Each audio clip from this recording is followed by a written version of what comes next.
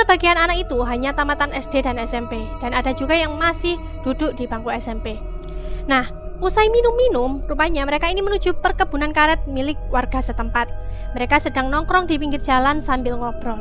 Di waktu yang sama, kala itu mereka melihat Yuyun yang berseragam pramuka lewat di jalan sepi itu.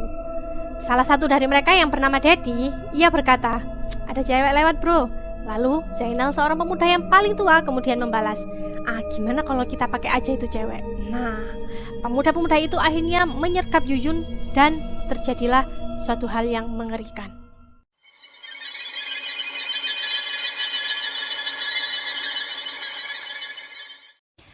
Assalamualaikum warahmatullahi wabarakatuh. Halo teman-teman semua, selamat datang kembali ya di channelku. Channel yang membahas berbagai kisah misteri, kasus kriminal, dan kisah-kisah lainnya. Nah, sebelumnya aku ucapkan terima kasih sekali ya untuk teman-teman semua yang sampai saat ini masih memberikan dukungan kepada channel ini. Oke, tidak perlu berlama-lama, kita langsung saja ke inti ceritanya. Kisah ini terjadi pada gadis remaja, kita sebut saja Yuyun. Yuyun adalah anak gadis yang berusia 14 tahun. Ia merupakan siswi kelas 1 SMP. Dan keluarganya merupakan warga desa Kasibun yang terletak di Provinsi Bengkulu di Sumatera Utara. Yuyun memiliki saudara kembar laki-laki yang bernama Yayan. Kedua orang tuanya sehari-hari bekerja di ladang kebun, sama seperti mayoritas penduduk desa lainnya yang berkebun di perkebunan kopi, karet, sayur, dan buah-buahan lain. Sejak SD, Yuyun sudah terbiasa pulang dan pergi sekolah dengan jalan kaki. Jarak yang ditempuh Yuyun sekitar 1,5 km dengan kondisi jalan menanjak dan melewati kebun karet di kiri dan kanan jalan. Terkadang Yuyun pulang ini bersama teman-temannya ya, tapi terkadang juga pulang sendirian. Nah, pada hari Sabtu tanggal 2 April 2016, sekitar pukul 1:30 siang, seperti biasa Yuyun ini berseragam pramuka pulang sekolah berjalan kaki. Namun hari itu Yuyun pulang sendirian, sembari membawa taplak meja dan bendera merah putih dari sekolah. Karena kala itu ia ini mendapatkan tugas untuk mencuci taplak meja dan bendera merah putih itu ya.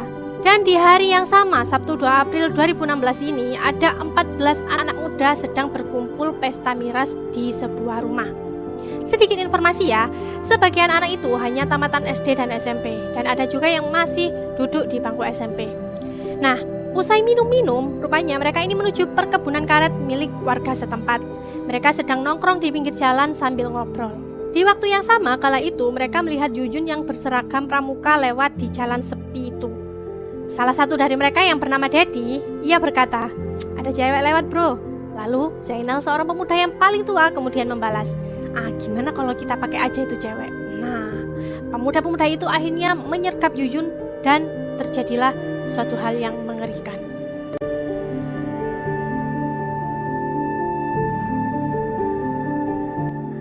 Akhirnya apa? Hingga menjelang malam, Yuyun masih juga belum pulang ke rumah. Keluarga yang menunggu dari sore sangat cemas, karena biasanya jam 2 siang ini Yuyun tuh sudah sampai di rumah ya. Nah, setelah 1 hari penuh mencari kesana kemari tanpa ada kabar, pada Minggu pagi 3 April, hilangnya Yuyun dilaporkan kepada kepala desa. Keluarga Yuyun dan warga desa turut serta dalam upaya pencarian Yuyun. Dan yang bikin geram adalah di antara warga ini ada para pelaku yang berpura-pura ikut mencari Yuyun, teman-teman. Gemes aku ya. Pencarian terus dilakukan hingga malam hari, namun Yuyun masih belum juga ditemukan. Dan keesokan harinya pada hari Senin 4 April, saat siang hari, pihak keluarga akhirnya bisa bernafas dengan lega karena mendapat informasi bahwa Yuyun telah ditemukan oleh warga. Namun mereka harus bersedih kembali karena Yuyun ditemukan dalam kondisi sudah meninggal dunia. Nah, ketika polisi tiba di lokasi kejadian dan melakukan investigasi, para pelaku ini juga ikut hadir dan sok-sokan berlagak geram dan berpura-pura ikut prihatin atas apa yang terjadi pada Yuyun ini ya. Mereka ini bahkan berkata pelaku ini sangat kejam pak dan harus segera ditangkap. Aduh, bisa-bisanya ya mereka berakting seperti itu ya kan? Atas kejadian yang menimpa Yuyun, polisi pun memastikan jika Yuyun ini adalah korban pembunuhan. Setelah divisum, Yuyun pun dimakamkan di pemakaman umum desa Kasibun. Bahkan ya teman-teman, salah satu pelaku yang bernama Bobby juga ikut membantu menggali kuburan Yuyun kala itu. Dan dia ini seolah-olah merasa tidak bersalah sama sekali. Dan barulah 5 hari kemudian, setelah melewati serangkaian investigasi, pihak kepolisian akhirnya menemukan titik terang dan berhasil mendapatkan identitas para pelaku. Satu persatu pun mereka ini berhasil ditangkap hingga berjumlah 13 orang. Namun masih ada satu orang lagi yang bernama Firman yang masih menjadi buronan. Jadi totalnya adalah 14 pelaku. 6 diantaranya berusia 19 tahun hingga 23 tahun. Sedangkan 8 lainnya masih di bawah umur, antara 13 tahun hingga 18 tahun. Meski para pelaku ini mengaku menyesal, namun polisi menilai tidak ada rasa bersalah sama sekali dari sikap mereka semua ini. Pemuda-pemuda itu bersikap seperti kayak acuh tak acuh gitu ya saat diinterogasi, dan menjawab pertanyaan dengan berbelit-belit. Terungkap pula ternyata 2 di antara mereka mengenal Yuyun, yaitu Dedi yang berusia 19 tahun. Dedi mengaku dekat dengan Yuyun. Selain itu, Supri yang duduk di kelas 3 SMP berusia 16 tahun adalah kakak kelas Yuyun. Perbuatan 14 pemuda itu membuat syok banyak pihak. Bagaimana mungkin ya hal tersebut bisa terjadi di sebuah desa terpencil? Dan mirisnya lagi, para pelaku ini juga tetangga Yuyun, teman-teman. Kok tega banget gitu ya kan? Dan lewat pemberitaan media sosial akhirnya terungkap, rupanya aksi kejahatan di sekitar kawasan desa Yuyun itu sudah marak terjadi, terutama di kecamatan tetangga yakni kecamatan Binduriang. Banyak terjadi kejahatan di sana ya, seperti narkoba dan juga begal. Bahkan ada seorang guru juga pernah jadi korban begal. Hingga akhirnya menyulut demo para guru yang merasa keamanan mereka di sana ini terancam ya, terlebih di kawasan itu. Salah satu faktor penyebab tingginya kriminalitas di sana adalah angka kemiskinan yang cukup tinggi. Provinsi Bengkulu juga menjadi salah satu provinsi termiskin di Indonesia. Bahkan, Gubernur Bengkulu mengatakan jika kasus Yuyun itu ibaratkan puncak gunung es dari kondisi ekonomi Bengkulu yang kemiskinannya masih sangat tinggi. Gubernur mengatakan hal itu sebagai teguran bagi Pemda bahwa Bengkulu harus segera lepas dari jerat kemiskinan yang sudah berlangsung sejak lama. Kemiskinan telah melahirkan beragam penyakit sosial. Imbasnya apa? Banyak generasi muda yang menggunakan narkoba dan mabuk-mabukan. Peristiwa yang menimpa Yuyun dengan cepat menjadi berita nasional yang mengundang banyak perhatian. Aksi keprihatinan dan solidaritas digelar di berbagai tempat di Indonesia, termasuk di depan Bundaran HI Jakarta. #solidaritas untuk Yuyun, #nyala untuk Yuyun.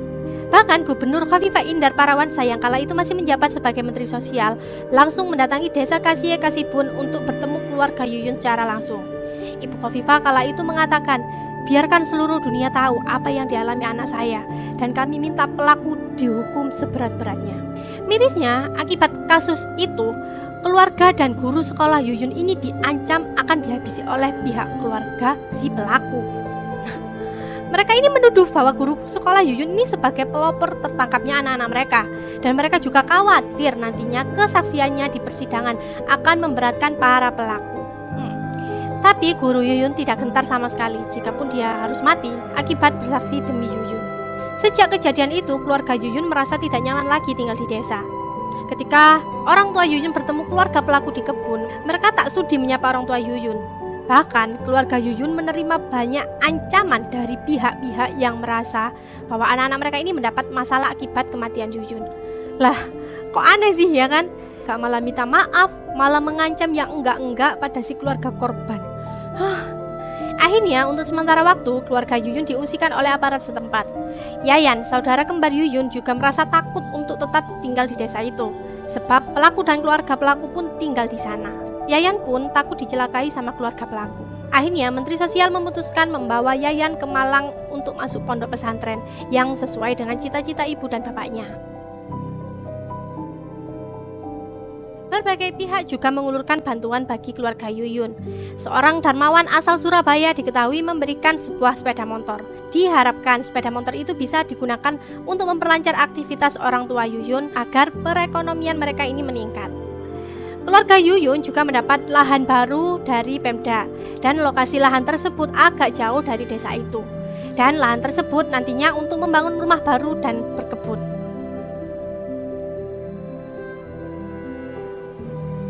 Karena sudah tidak nyaman di desa, kala itu mereka juga menjual rumah lama mereka seharga 15 juta rupiah dan menyerahkan kebun mereka pada para tetangga supaya diurus dengan sistem bagi hasil. Persidangan kasus Yuyun digelar di Pengadilan Negeri Rejang Lebong, Bengkulu. Namun usai memberi kesaksian, Ibu Yuyun sempat histeris sehingga dibawa keluar ruangan. Sang ibu ingin seluruh pelaku dihukum maksimal. Dan pada akhirnya, hakim menjatuhkan hukuman 10 tahun pada 7 terdakwa yang masih di bawah umur. Dan 1 pelaku yang masih berusia 13 tahun divonis rehabilitasi dan menjalani pelatihan kerja di lapas. Sedangkan Zainal sang dalang divonis hukuman mati. Lalu keempat pelaku lainnya yang berusia dewasa yaitu Tommy, Suket, Bobby, dan Faisal divonis 20 tahun penjara.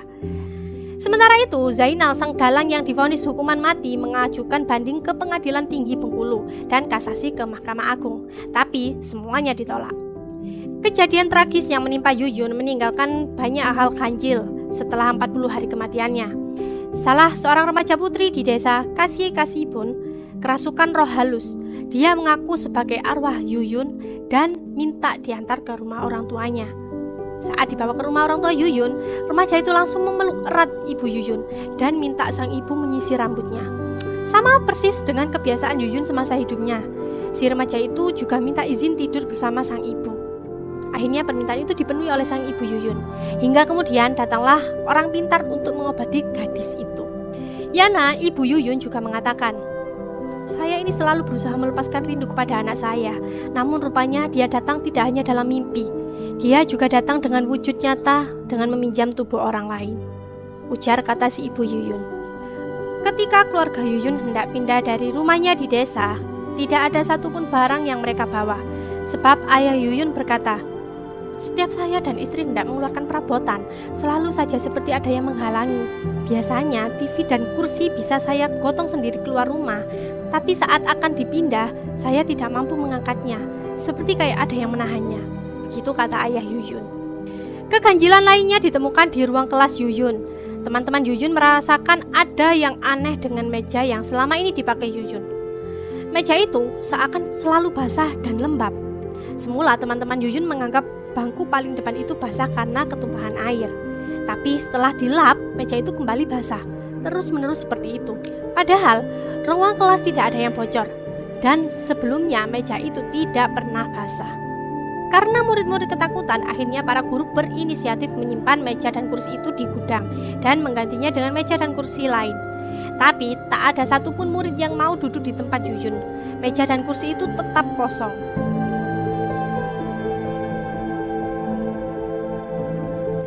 Oke, sekian dulu cerita kali ini, dan tentunya masih banyak ya detail yang belum aku ceritakan dalam video ini.